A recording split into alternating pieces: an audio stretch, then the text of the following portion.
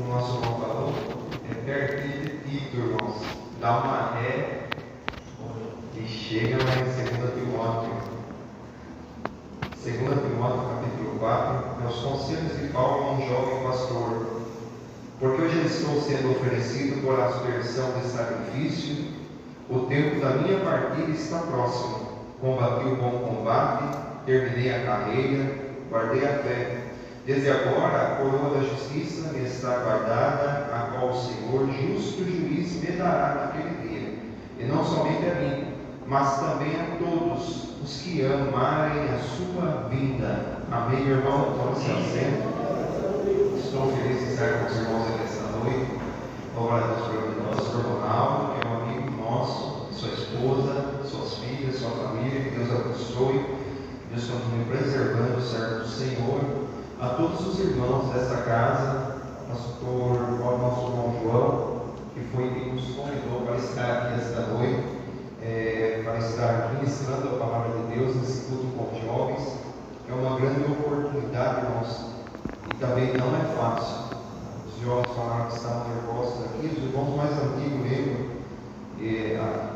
Eu sou tímido até hoje, tenho dificuldade para falar em público. O pastor Ronaldo é mais, a gente é mais próximo assim de época, e eu sofro bastante e sofri. Antigamente eu perdi a minha cabeça, agora eu erro a cabeça, mas sofro bastante. Eu lembro que quando eu fui falar com o pastor Milton, está gravando, meu Deus, vamos lá, que eu estava namorando, conheci a irmã Andréia aqui na igreja do Cambará, e apareceu uns par de culto vindo aqui, o pastor José falava, que mistério é esse, o irmão está vindo no culto aqui direto. Eu falava, nada não, pastor. E a Andréia congregava aqui. Eu lembro que eu chegava, falei com o pastor Vitor, estou namorando. O pastor falou, meu Deus, que milagre, porque estou acabado, eu falei, pastor, estou ruim. Ele falou, não, meu filho, o pastor Vitor é um pai que eu tenho, um grande amigo, um homem de Deus. Então que Deus continue abençoando vocês, irmãos. Os jovens, nunca desistam, continue preservando a palavra do Senhor, orem, leiam, estudem, e Deus vai nos abençoar em nome de Jesus. Meus irmãos, outro dia eu falei sobre esse texto, a visão hoje é outra, mas é os últimos conselhos de um grande homem de Deus, que foi o apóstolo Paulo, a um pastor, que era o pastor da igreja de Éfeso, chamado Timóteo. Se nós soubéssemos quando seriam os últimos suspiros da nossa vida, o que nós falaríamos, irmãos? Se nesse culto, agora é 8h46, 8h47, nós tivéssemos um decreto em nossas mãos dizendo às 9h o Jonas vai partir para a eternidade, quais seriam as últimas palavras do Jonas? Eu sei que é assustador a gente falar assim. Há uns 2 meses atrás, mais ou menos, tive um sonho. Minha fé não é baseada em sonho, nem em visão, nem em revelação, é na palavra de Deus, mas esse sonho mexeu comigo. E eu sonhei que eu capotava o carro, e que eu, capotando o carro, caía num precipício bem fundo, estava bem escuro, e eu ia morrendo. E na descida do carro, eu olhei para mim, estava sem cinto, e eu pensei assim, vou morrer. Só lembrei de 2 pessoas, da Andréia e da Heloísa, e falei, não deu tempo de eu me despedir delas. Jesus, me receba, convicção de crer, estou indo embora. E acordei no hospital, não acordei em casa não, no sonho ainda. Acordei no hospital, falei, eu sobrevivi, meu Deus, tudo quebrado, aquele monte de agulha no braço. Na hora que eu ouvi as agulhas, acordei e a Andréia tomou lá, falou, opa, foi só sonho, já estou aqui, graças a Deus. Mas eu fiquei pensando nisso, falei para a Andréia, falei, se a gente soubesse quais seriam os últimos minutos da nossa vida, independente da nossa crença, que alguns se creem no som da alma, outros creem em outro tipo de coisa, pós, pré, tribulação, independente da nossa crença, se a trombeta vida acabar hoje, o que a gente falaria? Quais seriam as nossas últimas palavras? A segunda carta de Paulo a Timóteo é as últimas palavras de um homem que sabia que iria ser condenado à morte, e já estava condenado à morte. Só para os irmãos entenderem, Paulo tem cidadania romana, e na segunda carta de Timóteo, no capítulo 4, ele vai dizer assim, o Senhor me livrou da boca do leão. Por que Paulo falou que ele me livrou da boca do leão? Quando Paulo fala isso, Paulo está trazendo à memória a sua cidadania, e os romanos não morriam no Coliseu mortos por leões, apenas os cristãos que não tinham essa cidadania. E geralmente eles eram crucificados, arrastados, cerrados no meio, coisas mais decapitados. Então Paulo, sabendo que a sua cidadania romana, o Senhor tinha livrado ele da boca do leão, Paulo vai começar a se despedir de Timóteo. E eu acho interessante que ele vai dar alguns conselhos para Timóteo. Ele vai falar sobre os tempos trabalhosos. Ele vai falar para Timóteo preservar, perseverar na palavra, pregar a palavra, crer na palavra, não desprezar a palavra, ficar firme na palavra. Na segunda carta, no capítulo 3, ele vai dizer assim: sobrevirão tempos trabalhosos. Timóteo, toma cuidado, porque haverá homens amantes de si mesmo, blasfemos, presunçosos, desobedientes a pai e mãe, ingrato, profano, sem afeto natural, irreconciliável, caluniador, incontinente, cruel, extrema corrupção. Timóteo, toma cuidado. São as últimas palavras de um homem que está se despedindo de um pastor que tinha aproximadamente 40 anos e era pastor da igreja de Éfeso, um jovem chamado Timóteo.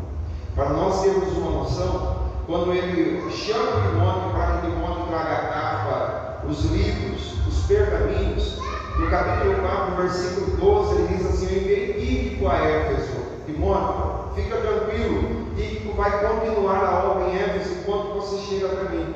Diz a história, provavelmente Paulo não conseguiu encontrar-se com Timóteo. Segundo o decreto do imperador da época, Paulo foi decapitado. Não deu tempo de ele rever o seu grande amigo, seu filho na fé, conforme ele mesmo chama, Timóteo. Mas que lições a gente tira, Jonas, do capítulo 4, versículo 6? Ele começa dizendo para nós que ele já está sendo oferecido por aspersão de sacrifício, e o tempo da partida está próximo. Quando ele fala sobre aspersão de sacrifício, Paulo está falando a respeito do sacrifício no Antigo Testamento. Ele vai fazer a lembrança do mosaico, e ele vai falar sobre como era feito. O tempo da partida é uma linguagem de marinheiro. Paulo vai falar assim: o navio que está parado neste porto está levantando o âncora e a gente está indo embora. Paulo está despedindo-se do seu grande amigo, e nessa despedida ele vai contar para Timóteo algumas coisas que eram sua esperança, sua fé. Se a gente fosse analisar a vida do apóstolo Paulo, meus irmãos, pelo parâmetro brasileiro, pentecostal, vamos dizer assim, de cristianismo, para nós, Paulo seria um desastre. Eu sei que é perturbador a gente falar assim, mas talvez para a igreja brasileira, Paulo seria um homem que nós não botaríamos fé. Começou seu ministério rico, dupla cidadania, falava vários idiomas. Paulo era extremamente inteligente. Paulo cita no livro de Atos filósofos. Paulo conversa com o rei Agripa, que era um homem exímio na lei dos judeus. E Agripa, quando ouve Paulo pregando, ele fala assim: chega, Paulo, pare de pregar, porque por um pouquinho você não me faz também crente nesse Cristo que você está pregando. O Paulo, ele era extraordinário, meus irmãos, na forma de falar. Quando ele chega na Grécia, passando no Areópago, a Bíblia vai nos dizer que eles ouviram Paulo pregar. O irmão não era qualquer um que falava no Areópago. Esse lugar era lugar de pessoas que falavam sobre coisas novas, inteligentes e tudo mais. E Paulo vai falar assim para eles: esse altar a Deus desconhecido que vocês estão aí adorando, é esse mesmo que eu vou pregar para você. E Paulo fala de Jesus, e Jesus vai sendo inculcado na cabeça do mundo da época. Pastor, por que Paulo seria um desastre? Porque ele começa o ministério rico e ele termina pobre. E para nós, principalmente pentecostais brasileiros, sinônimo de sucesso na igreja é riqueza. Sinônimo de sucesso na vida é: se Deus está comigo, eu não posso passar dificuldade. Aí a gente chega em segunda carta de Paulo aos Coríntios, ele vai dizer assim: fadigas, naufrágios. Por mais de uma vez eu sofri uma parentela de açoite dos judeus. Fui descido em Damasco por um cesto, porque eles iam me matar, mas abriram uma janela na muralha e eu desci, e eu escapei com vida. Se a gente observasse a vida de Paulo, pastor,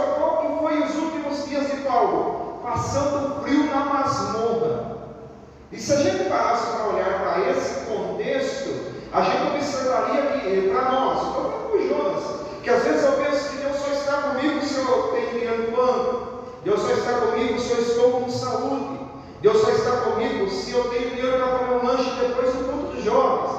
Deus não está comigo se o meu sapato furou, Deus não está comigo se o carro furou o pneu, Deus não está comigo se eu fiquei doente, Deus não está comigo se eu peguei uma gripe, e assim sucessivamente.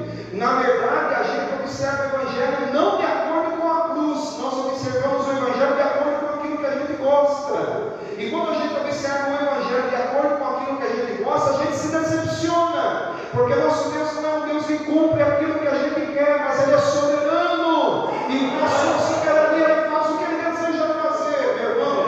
Tem pessoas que vão estar no maior degrau da sociedade, mas existem pessoas que vão continuar lutando na vida e não vão sair do lugar. Jonas, Deus abandonou esses? Não, meu irmão, é porque o Evangelho não está pautado aqui para a terra, o Evangelho é para o céu.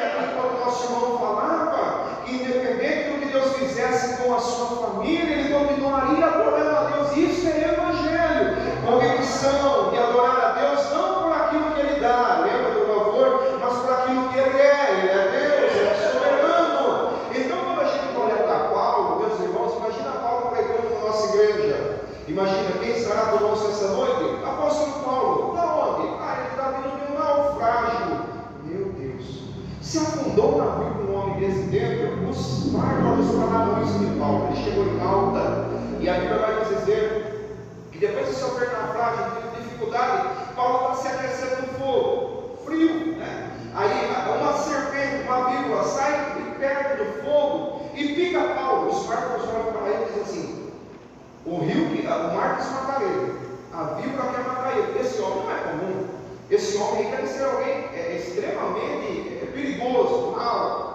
O Paulo faz só isso, irmão, sacode a víbora no fogo e continua a conversa. Imagina os irmãos, barata, aranha, escorpião, a gente vê, a gente já corre. O Paulo sacode a víbora no fogo e continua a vida. As pessoas começam a olhar para Paulo e dizem: ele é o Deus.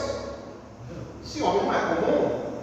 Eu fico pensando, irmão, eles olhando para aquela situação, já afundou o navio, já fez isso. Não é fácil saber esse Paulo. Jonas, por que olhando pelo prisma, pela nossa visão do século XXI, Paulo talvez não fosse tão bem recebido? Zelo. A gente não gosta de zelo. As coisas corretas, nós acostumamos com um jeitinho. Vai que dá, vai sem ensaio, não precisa ler, não precisa estudar. Quando o pastor chama um pouquinho mais a nossa atenção, a gente fala assim: pastor é ruim, pastor é um pouco duro. A minha geração, eu, o Jonas, a gente gosta de leite condensado, meu irmão. A gente gosta de coisinha doce nos lábios. Pergunta para os irmãos da década de 70, 80, 90, como que era o Evangelho. Jonas, você está sendo saudosista, você está repregando aquilo que você nos pregou na série do dia? Não, meu irmão. Estou falando para os irmãos que nós nos acostumamos com facilidades. Disse um certo homem, e isso é verdade: tempos difíceis geram homens fortes, tempos fáceis geram homens fracos. Nós temos tudo em nossas mãos. Antigamente, para o pastor pregar, ele passava as horas de joelho, orando, porque ele não tinha livros, não tinha internet, não tinha Google. Hoje, com a facilidade, a gente diz assim: Google, mensagem para a Santa Ceia. O Google sabe, a gente fala: paz o Senhor, com Jonas. Eu vou me dar a mensagem pronta, fica tranquilo. A gente se acostumou com isso, meu irmão. Está tudo facinho. Imagina Paulo. Depois de tudo isso que ele viveu, a Bíblia vai nos dizer que ele pregou o Evangelho no mundo antigo da sua época. Não tinha difícil tempo ou tempo difícil para Paulo. Na hora ele chegou, o Evangelho foi pregado. Paulo está preso, condenado à morte. E a Bíblia diz que antes um pouquinho da sua morte, ele evangeliza toda a guarda pretoriana, meu irmão. Quem segura um homem desse? Se a gente parar para pensar, Jonas, por que ele seria um desastre?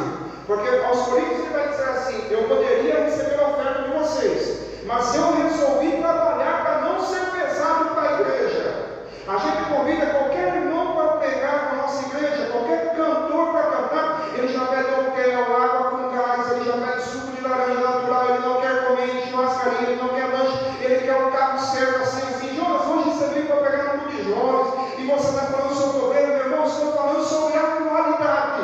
Paulo diz que havia tempos trabalhosos, tempos difíceis. A gente olha para Paulo e a gente vai ver que ele é exemplo para nós em relação ao ministério, em relação à vida. Meu irmão, quer ser vencedor? Vamos abandonar esse negócio de mimimi. Qualquer coisinha a gente fica bravo, qualquer coisinha a gente fica triste. Meu irmão, se bater, deixa bater para a gente crescer, porque quanto mais bate, mais a gente cresce. Falei, quando eu comecei a pregar, meu irmão, eu não tinha outra cara, era essa mesma cara aqui, era do mesmo jeitinho, só o cabelo era preto, aí hoje já está branco, né? Aí eu dou uma disfarçada com gel pretinho lá, dá uma ajeitadinha para ele perder o passo. A gente dá uma ajeitadinha, mas antigamente era a mesma coisa, né? E eu subi no púlpito para pregar, o pastor falou assim com um amigo meu que tinha convidado, mas assim, a palavra que ele usou foi a som do morro, tem palavra para a igreja? Não, fiquei triste, não fiquei contente não, o que eu fiz? Fui estudar. Doeu, é lógico que doeu, como nós servamos aqui, dói mesmo essas coisas, mas vai morrer? Não. Afundei a cara nos livros de teologia, fui estudar, ler a palavra de Deus, encontrei um povo doido que ia para o monte, fui para o monte, e a gente começou a orar, pedir a Deus graça. Jonas, chegou, não, meu irmão, a gente é o mesmo Jonas ainda, comedor de arroz, feijão e ovo, que faz a alegria do povo, conforme o pastor Alex Cardoso falava. Não mudou nada, meu irmão. A questão é que quando a gente apanha, a gente tem que tomar uma posição e crescer. Paulo falando a Timóteo, ele diz assim: Timóteo, não despreze a sua mocidade, cresce, Timóteo. Isso, meu irmão, faz alguma coisa. E quando ele está se despedindo, a gente vai observar o apóstolo falando a respeito de boas coisas com Timóteo. Uma das coisas que a gente aprende é que ele diz assim: olha, combati o bom combate. Irmão, vamos ser sinceros, é fácil ser crente? Não é fácil, irmão, né? Eu penso que vai falar porque às vezes, né, os irmãos são de outra forma, mas não é fácil.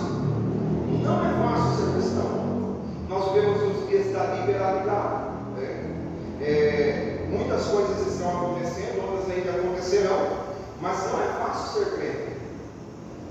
Quando a gente olha para Paulo, ele está no caminho de Damasco, e a Bíblia vai dizer que o próprio Deus desce, Jesus conversa com ele, prega para ele o evangelho, e Paulo se converte. Quem és tu? Sou eu, o Cristo que você persegue. Você está dando coisa, Paulo. Ele se converte. Depois disso, a vida de Paulo virou uma revolução. De perseguidor se torna perseguido. A igreja teve paz quando Paulo foi para o deserto. Os irmãos não quiseram aceitar Paulo. Peraí, aceitar esse homem, perseguir a igreja, para a gente vai aceitar ele nosso? Não. Quando Paulo chegou na igreja, os irmãos está conosco, pastor. Eu fico imaginando, pastor da época, pastor Tiago, né? Pastor da igreja de Jerusalém, está conosco, o irmão Paulo. Se converteu essa semana. Irmão Paulo, se coloca de pé para a igreja conhecer os irmãos. Os irmãos não vão ser o Paulo. Atos dos Apóstolos fala isso. É o Paulo. O perseguidor é ele mesmo. A Bíblia diz que quando Jesus fala com Ananias para ir até a casa de Judas, que o Paulo estava orando, o Ananias diz assim: não vou nada. O senhor sabe quem é esse homem aí? Perseguidor. Os irmãos estão felizes que o apóstolo irmão Paulo conosco? Ninguém respondeu nada, irmão. Vai ficar congregando com a gente? Ninguém falou nada. No final do culto, a igreja se reúne, chama o pastor Tiago, estou parafraseando para os irmãos. Pastor, tem problema. Sabe que não é um agente secreto? Infiltrado no nosso meio para saber de onde que a gente se reúne com a igreja para poder matar a gente depois? Que situação! Jesus leva o Paulo para o deserto, e a Bíblia vai dizer em Atos que a igreja tem paz porque o Paulo saiu do meio deles.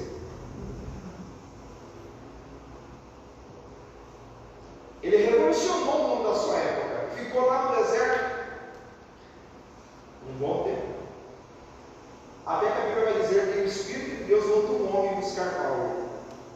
Ele volta, Deus levanta ele e ele revolucionou os dias da sua época.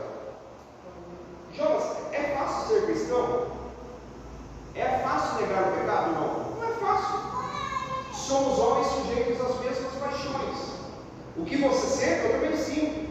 Esse terno e gravata, meu irmão, não muda quem eu sou. Carne e osso. Uns têm facilidade, outros têm dificuldade, outros têm facilidade, outros têm dificuldade. Uns olham para um copo de cerveja e conseguem vencer, outros não conseguem. Um olha sites adultos, consegue vencer, outros não conseguem. Um olha para o cigarro, consegue vencer. Tem gente aí fora que não consegue vencer o cigarro. Puxa vida, irmão, que coisa estranha. Pois é, meu irmão, não é fácil crente. Negar a nossa carne, diz aqui, esse corpo, não é fácil. A gente vai lutando dia após dia, melhorando. Jonas, mas enquanto isso tudo vai acontecer, o que Paulo fala para Timóteo? Bom combate, meu irmão. Eu acho extraordinário isso. Que Paulo vai dizer assim: combati o bom combate. Se a gente parar para pensar, naufrágio, fadigas, navio, traído, caluniado, açoitado, cuspido, humilhado, vai para cá. A vida de Paulo não foi fácil, mas ele vai dizer assim: bom combate.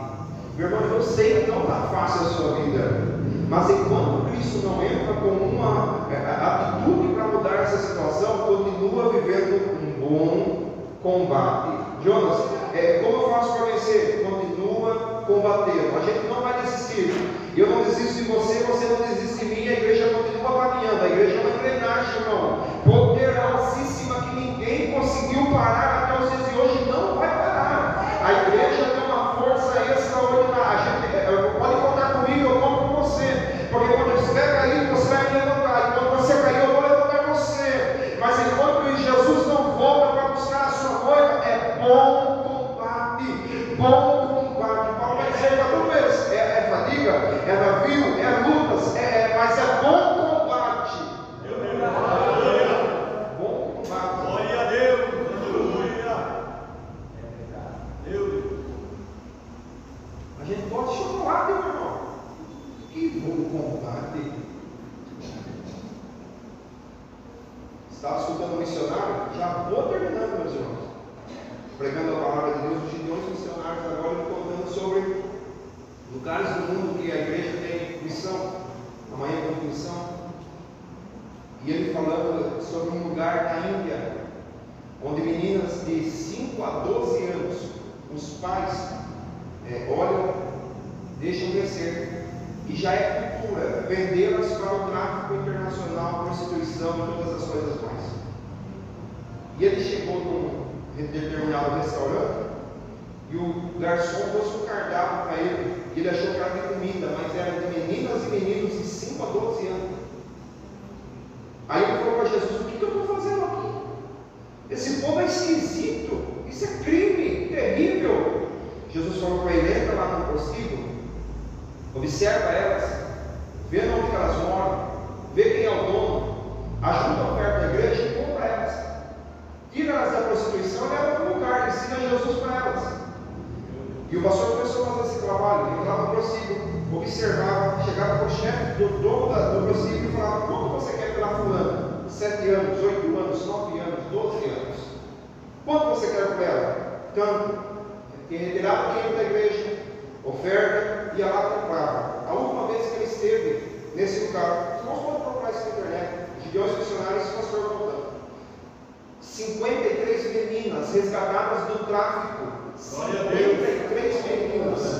Ele chegou naquela instituição que a igreja mantinha, meu irmão, e elas começaram a cantar sobre o nome de Jesus. Meus irmãos, Cristo conta com a gente.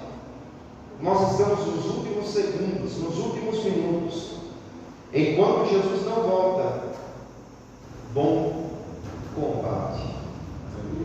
Eu acho extraordinário que Paulo fala sobre o bom combate, e aqui eu termino o último ponto, mas ele termina falando, eu aprendi isso por irmão Daniel. Daniel falou comigo grande, sempre falo, eu guardei isso na minha mente. Falava muito sobre o inferno, mas apontava para o céu. Billy Graham pregando sobre Jesus. Jesus foi o homem que mais falou sobre o inferno, mas terminava no inferno e ele gostava do céu.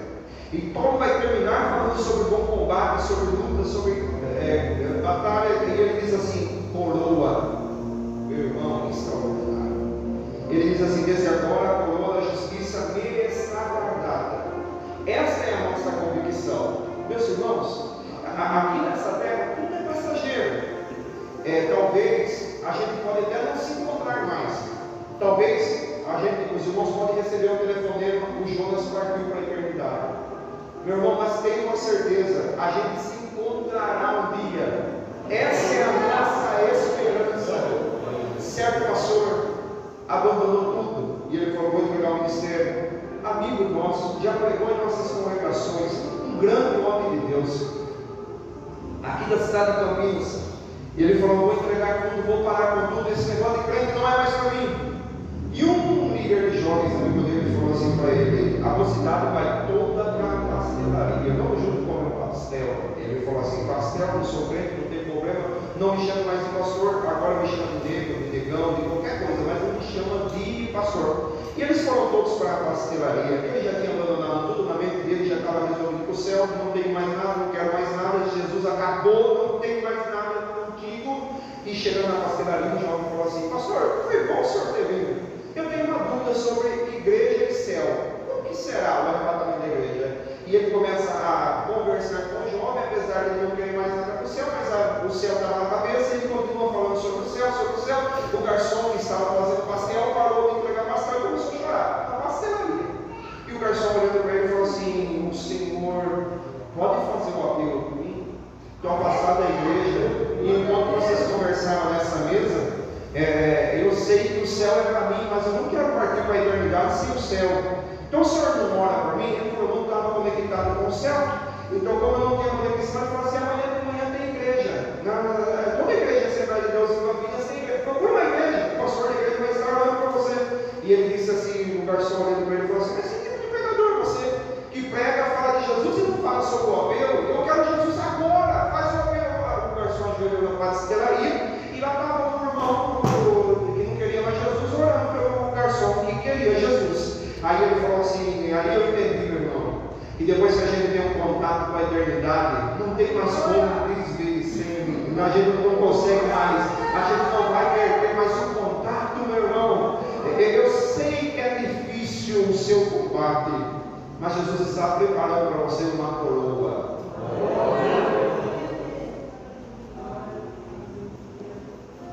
Jonas, o que é coroa? Ninguém sabe. A gente sabe que é prêmio ao vencedor. Mas o que é galardão, Jonas, na eternidade? O que será galardão? Ninguém sabe. Daniel fala que uns brilharão como os astros, sol, lua, luminares. Imagina passar perto do pastor Ronaldo brilhando como o sol, galardão. Jesus falou que alguns estarão sentados à direita e à esquerda, galardão. Num casamento, eu disse isso num casamento desses dias, estar perto do noivo e da noiva é presente, né? Porque lá, estar então com Jesus na mesa, galardão. Jesus falou que quem quer um copo de água fria receberá galardão. Mas o que é esse prêmio? A gente falava de pedrinha na coroa, né? Imagina as coroas que mandou. A gente não sabe ao certo o que será. A gente sabe que é prêmio ao vencedor. Prêmio ao vencedor. Mas como quando ele fala isso, ele diz assim: a coroa da justiça me está guardada, qual o Senhor justo juiz me dará naquele dia, não somente a mim. Aí ele estende a promessa para a gente, mas também a todos que amarem a sua vinda. Eu posso até estar sendo exaustivo com você, meu irmão, mas por que a gente sofre aqui? Por que aqui é bom combate? Por que aqui a gente é luta sobre luta? O pastor Ronaldo começou o culto falando: às vezes a gente não está bem. Por que aqui a gente sofre tanto? Porque aqui a vida não é boa. Tem dia que a gente está legal, tem dia que a gente não está legal, tem dia que a gente quer conversar, tem dia que a gente não quer conversar, meu irmão. Porque aqui a vida tem dia que a gente está angustiado, a alma está amarga. Como o salmista, como o profeta disse: a cama está curta, a perna está balançando, e o cobertor está estreito, não consegue cobrir para a gente não dormir. Por que aqui a vida é tão difícil? Porque aqui, meu irmão, é passageiro, aqui tudo é passagem, aqui nós estamos apenas por um momento, aqui o sapato pode furar, a casa pode cair. Recentemente a gente teve um problema aqui na cidade, teve destelhamento, árvore caída, aqui tudo passa, meu irmão, mas nós estamos indo para uma cidade que a Bíblia vai nos dizer: não precisa de sol nem de lua, porque a glória do Cordeiro que se assenta no meio da cidade é luz para iluminar as nações. As ruas são de ouro e de cristal. Jonas, por que rua de ouro? O senhor virá, fala que a rua é de ouro, porque o ouro lá não vale nada mesmo. O importante é a glória de Deus. Então, assim de pisar naquilo